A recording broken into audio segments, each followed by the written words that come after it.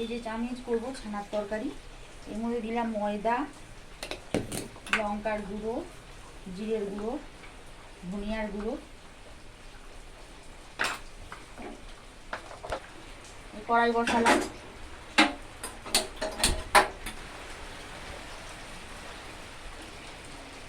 ছানা, এই যে ছানার বড়া করলাম, এটাতে দেবো আলু। এই যে মশলা আমি রেডি করে রেখেছি, এই যে পেঁয়াজ রসুন আদা, এটা বড়াটা করে নিয়ে সবজি দেবো।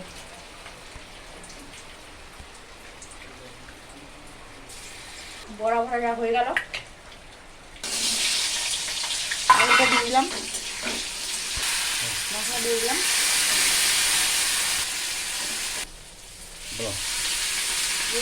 বড়াটা দিয়ে দিলাম, হয়ে গেল বড়ার তরকারি। দেখো হয়ে গেল।